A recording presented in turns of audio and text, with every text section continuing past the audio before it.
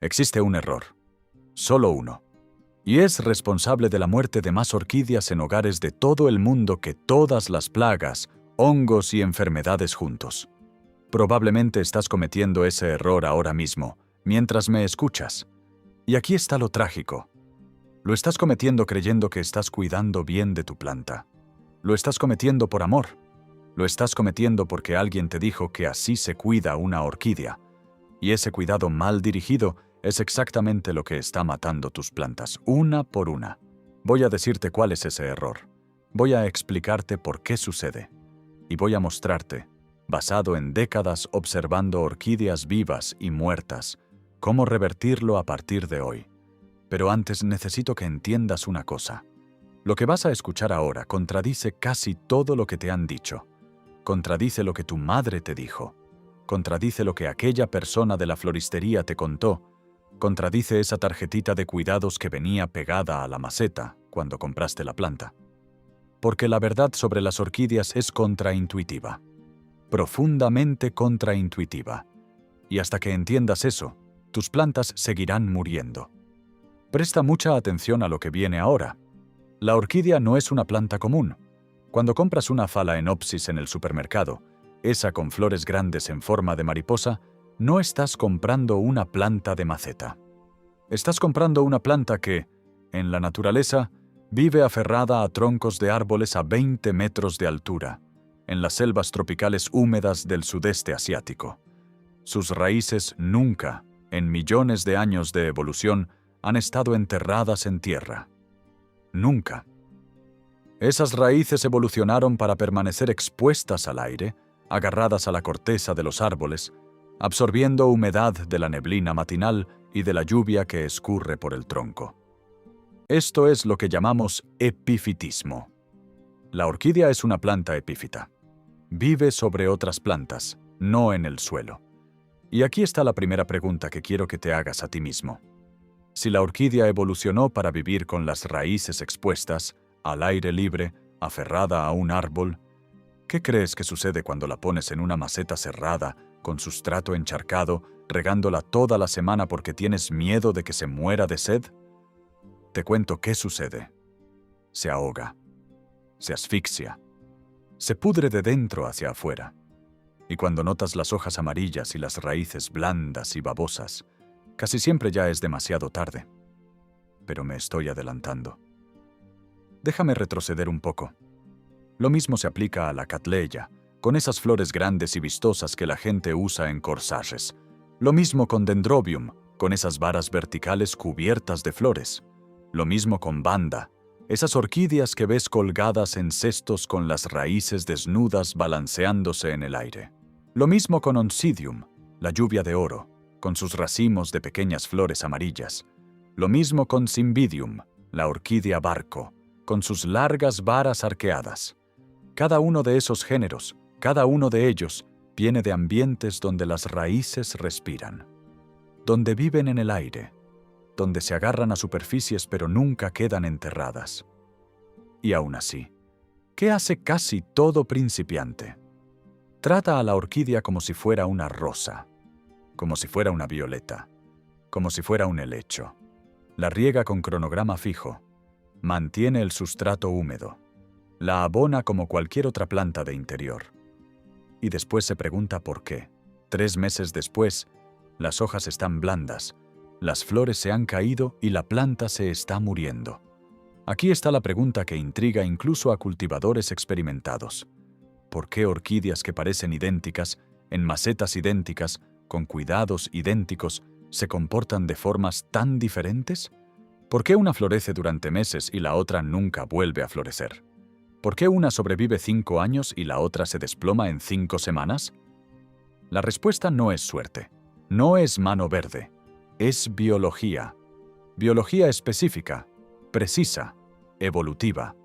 Y cuando entiendes esto, todo cambia. Pero lo que viene ahora es lo que nadie te cuenta. Déjame explicarte algo fundamental sobre cómo funcionan realmente las orquídeas, porque cuando comprendes esto, la imagen completa cambia. Las orquídeas no hacen fotosíntesis de la misma manera que la mayoría de las plantas. La mayoría de las plantas abren esos diminutos poros en las hojas, llamados estomas, durante el día, cuando hay luz, y los cierran por la noche. Eso tiene sentido para una planta que vive en el suelo con agua abundante. Pero las orquídeas, especialmente las epífitas de las que estamos hablando, evolucionaron un sistema completamente diferente. Se llama fotosíntesis CAM, metabolismo ácido de las crasuláceas. El mismo sistema usado por los cactus y las suculentas. ¿Qué significa esto en palabras simples? Significa que tu orquídea abre los poros por la noche, no durante el día. Por la noche, cuando el aire está más fresco y más húmedo, absorbe dióxido de carbono y lo almacena en forma de ácido. Después, durante el día, con los poros cerrados para evitar pérdida de agua, usa ese carbono almacenado para hacer fotosíntesis usando la luz del sol. Piensa en esto como una batería. La planta se carga por la noche y usa la energía durante el día. Por eso las orquídeas son tan eficientes con el agua. Por eso pueden sobrevivir a periodos prolongados de sequía. Por eso, y aquí está el detalle que lo cambia todo, no necesitan riego constante. Ahora déjame contarte sobre las raíces. Porque si existe una parte de la orquídea que es más malinterpretada, son las raíces. Las raíces de orquídea no son como otras raíces. Tienen una estructura especial llamada velamen. El velamen es un tejido esponjoso, con múltiples capas, que cubre las raíces como una manga. Cuando está seco, parece plateado o blanquecino. Cuando está mojado, se vuelve verde. Ese color verde, por cierto, no es la raíz en sí. Es el velamen lleno de agua, dejándote ver el tejido verde debajo. El velamen actúa como una esponja. Absorbe agua rápidamente cuando está disponible y después la libera para la planta lentamente con el tiempo. Pero el velamen tiene otra función de la que casi nadie habla. Necesita respirar. Necesita aire. Oxígeno. Cuando el velamen permanece constantemente mojado, cuando nunca tiene oportunidad de secarse, se asfixia, se pudre, y la raíz debajo se pudre con él. Esta es la causa número 1 de muerte de orquídeas en hogares de todo el mundo. No son plagas, no es enfermedad, no es falta de luz. Es ahogamiento. Ahogamiento lento, paciente y bien intencionado por parte de personas que aman sus plantas. En décadas cultivando orquídeas, he visto esto cientos de veces. Cientos. Alguien me trae una planta enferma, hojas blandas, flores caídas, y me pregunta qué salió mal. Saco la planta de la maceta y la respuesta está ahí. Raíces negras y blandas, un sustrato encharcado y descompuesto, una maceta que se ha convertido en un pantano desde hace meses. Y la persona dice, pero la riego toda la semana, a veces 2 veces por semana.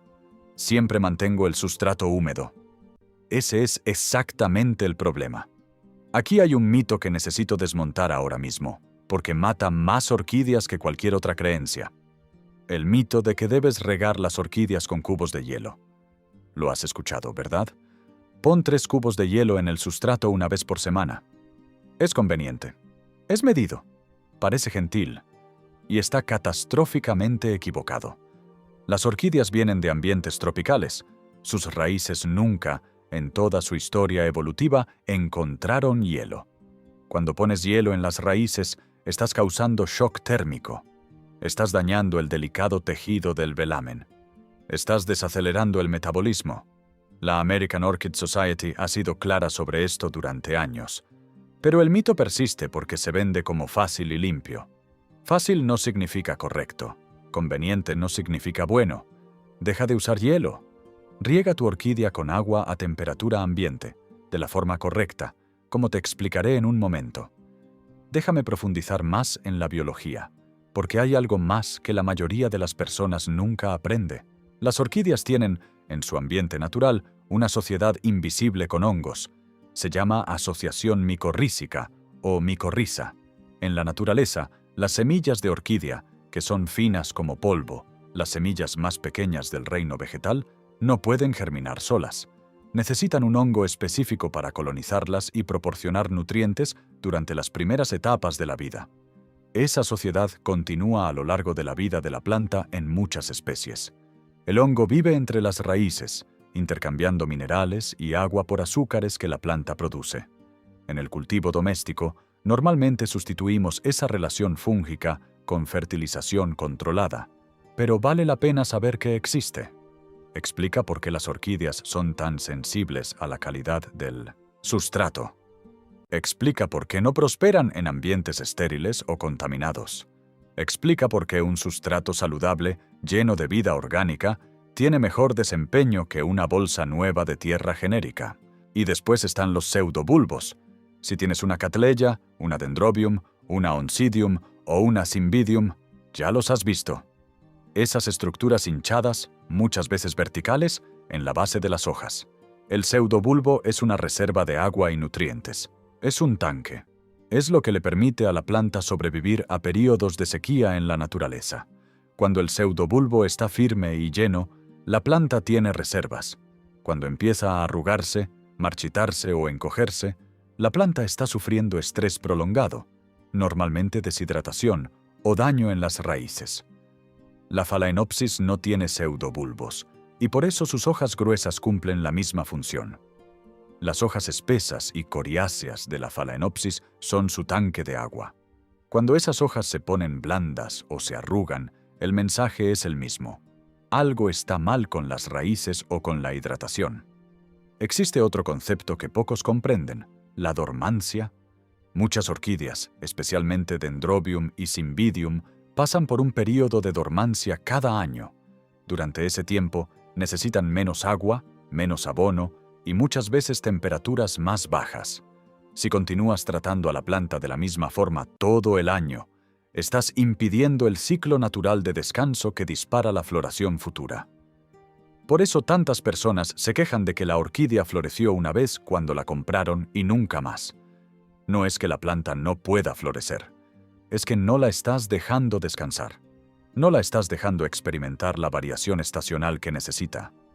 Y hablando de variación estacional, hablemos de temperatura. Estudios realizados en el Royal Botanic Gardens de Kew, en Inglaterra, documentaron en detalle cómo la variación entre temperaturas diurnas y nocturnas es uno de los disparadores más fuertes para la floración en la mayoría de los géneros de orquídeas.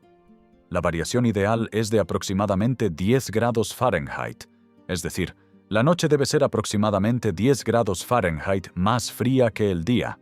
En un ambiente controlado como un departamento, donde el aire acondicionado mantiene temperaturas constantes, esa variación desaparece, y sin ella, la planta no recibe la señal que necesita para entrar en el ciclo reproductivo. Por eso las orquídeas colocadas cerca de ventanas que sufren fluctuaciones naturales de temperatura muchas veces florecen mejor que las orquídeas en medio de una habitación climatizada. La American Orchid Society recomienda mantener la humedad ambiental entre 50% y 70% para la mayoría de las especies cultivadas, un nivel que, en muchos hogares, especialmente en climas secos o en invierno con calefacción encendida, es imposible alcanzar sin ayuda. Una vez conocí a un investigador que pasó años documentando patrones de floración de orquídeas epífitas en su hábitat natural. Se llamaba Carl Withner, un botánico estadounidense que dedicó su vida al estudio de las Cattleyas. Observó algo fascinante. Las plantas que florecían con más consistencia no eran necesariamente aquellas que recibían más agua o más abono. Eran aquellas que experimentaban los ciclos naturales más marcados, estaciones húmedas y secas bien definidas, variaciones de temperatura entre día y noche, cambios claros de luz a lo largo del año. La orquídea evolucionó para leer esas señales. Cuando eliminas las señales, eliminas la floración. Ahora puede que te estés preguntando, bien, ¿pero qué hago? ¿Cómo aplico todo esto en mi casa, en mi balcón, en mi departamento? Aquí es donde lo que viene ahora va a cambiarlo todo. Escucha con atención, porque lo que voy a compartir ahora es la síntesis práctica de décadas de cultivo. Son 6 puntos. No teoría, no filosofía. Práctica concreta y accionable. Cada uno aborda un aspecto específico de la biología de la orquídea. Aplícalos y verás, en semanas, una planta diferente, hojas más firmes, raíces más consistentes. Y, con paciencia, la floración regresando. Primer punto. Luz. tu orquídea necesita luz brillante e indirecta. No sol directo que queme las hojas, sino luminosidad brillante y difusa durante al menos 6 horas al día. Una ventana este es ideal porque recibe el sol suave de la mañana. Una ventana oeste puede funcionar siempre que filtres la luz de la tarde con una cortina translúcida. Una ventana sur es demasiado fuerte para la mayoría de las orquídeas sin filtrado. Una ventana norte, por otro lado, normalmente no proporciona luz suficiente, especialmente en invierno. Aquí está la prueba simple. Coloca tu mano entre la planta y la fuente de luz. Si la sombra que tu mano proyecta en la hoja está bien definida, con bordes nítidos, la luz es demasiado fuerte. Si la sombra está completamente difusa, casi invisible, la luz es demasiado débil. Si la sombra tiene bordes suaves pero visibles, estás en la zona correcta. El color de las hojas saludables debe ser un verde medio, ni muy oscuro, lo que indica falta de luz, ni amarillento, lo que indica exceso. Segundo punto, riego. Aquí es donde la mayoría de las personas falla. La regla es simple pero radical. Riega solo cuando el sustrato esté casi completamente seco. Mete el dedo en el sustrato, 2 centímetros hacia abajo. Si sientes cualquier humedad, no riegues. Espera un día más. Después verifica de nuevo. Cuando finalmente riegues, hazlo con generosidad. Lleva la planta hasta el fregadero y deja que el agua corra por el sustrato durante 1 minuto entero. El objetivo es mojar bien el velamen y lavar cualquier sal acumulada. Después, y esto es esencial, deja que la maceta escurra completamente antes de devolverla a su lugar. Nunca dejes la orquídea sobre un plato con agua estancada. Nunca. La frecuencia varía según el clima, la estación y el tipo de sustrato, pero como directriz general, en verano, una vez cada 5 a 7 días. En invierno, una vez cada 10 a 14 días. Algunos cultivadores prefieren el método de inmersión, sumergiendo la maceta entera en agua durante 15 minutos una vez por semana.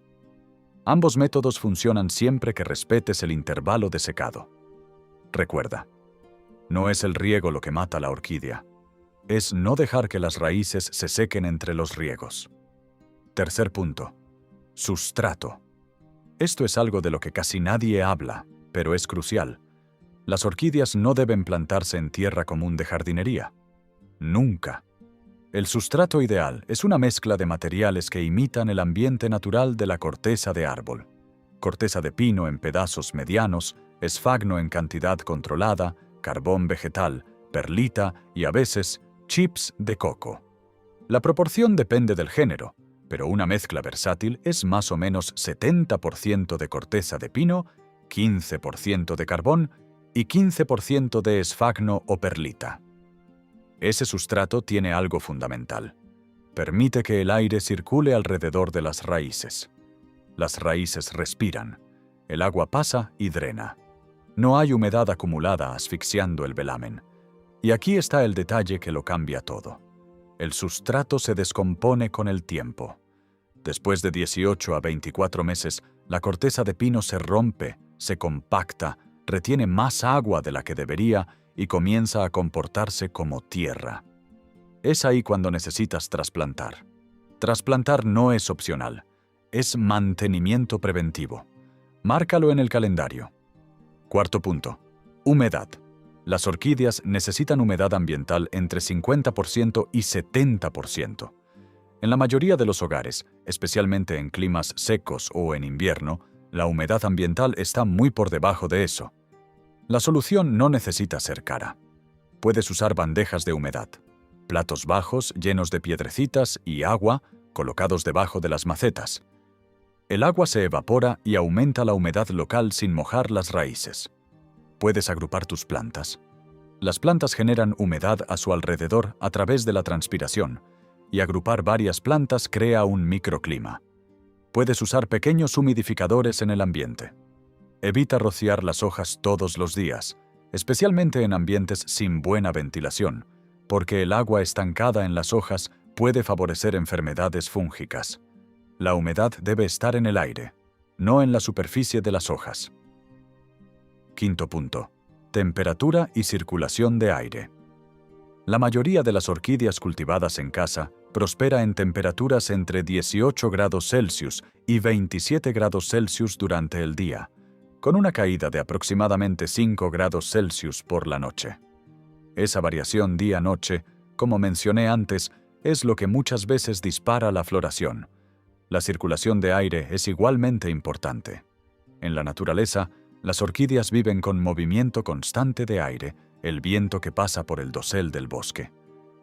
En una habitación sellada, con aire estancado, la planta sufre. Desarrolla enfermedades fúngicas, pierde vigor. La solución es simple. Abre las ventanas cuando sea posible, usa un pequeño ventilador a velocidad baja durante varias horas al día, o coloca las orquídeas en un lugar con ventilación natural. El aire no necesita golpear directamente a la planta. Necesita moverse a su alrededor. Sexto punto, y este es el que nadie espera: paciencia y observación. Cultivar orquídeas no es una carrera, no es una receta, no es un protocolo fijo aplicado de forma idéntica a cada planta. Cada orquídea es un individuo. Cada hogar es un ambiente único. Cada estación trae condiciones diferentes. El mejor cultivador de orquídeas no es aquel que sigue más reglas, es aquel que observa más. Mira a tu planta todos los días. Nota el color de las hojas. Nota la firmeza de las raíces. Nota cuándo se seca el sustrato. Nota si están apareciendo nuevos brotes. Nota si las hojas están creciendo en dirección a la luz o alejándose de ella. La planta se comunica contigo todo el tiempo, en un lenguaje silencioso y preciso. Aprender a leer ese lenguaje lleva tiempo. Años, tal vez. Pero es esa habilidad, la de observar antes de actuar, la que separa a quien mantiene una orquídea viva de quien realmente cultiva orquídeas. Ahora déjame volver al principio. Al error. Al único error que mata más orquídeas que cualquier otra cosa. ¿Ya descubriste cuál es? Es el exceso. Exceso de agua. Exceso de cuidado. Exceso de intervención. Exceso de amor mal dirigido. La orquídea no necesita que hagas más. Necesita que hagas menos, pero con precisión. Necesita que respetes lo que es. Una planta que evolucionó para vivir con las raíces en el aire, en ciclos estacionales, con períodos de abundancia y períodos de escasez. Cuando la fuerzas a vivir en abundancia constante, en saturación permanente, en uniformidad estancada, le estás quitando exactamente lo que la hace fuerte. Estás negando su biología. Y aquí está la lección que años de cultivo me enseñaron, la que quiero que te lleves de esta conversación. El mejor jardinero no es aquel que hace más, es aquel que entiende más, es aquel que sabe cuándo actuar y, más importante, cuándo no actuar. Es aquel que mira una orquídea y ve, en lugar de un objeto a controlar, un organismo vivo con millones de años de evolución detrás, pidiendo solo ser respetado por lo que es. Si llegaste hasta aquí, ya sabes lo que necesitas hacer. Ya sabes cuál es el error. Ya sabes el camino. Ahora es cuestión de práctica, de paciencia, de observación. La orquídea te recompensará. Tal vez no inmediatamente. Tal vez no el próximo mes. Pero te recompensará. Hojas saludables. Raíces firmes. Y, con el tiempo, esa vara floral emergiendo del centro de la planta. Lenta, silenciosa, inevitable, trayendo consigo la confirmación silenciosa de que finalmente comprendiste. Eso es. Esa es la diferencia entre los 9 de cada 10 que pierden la orquídea y el único que realmente la cultiva. Y ese único, a partir de ahora, puede ser tú.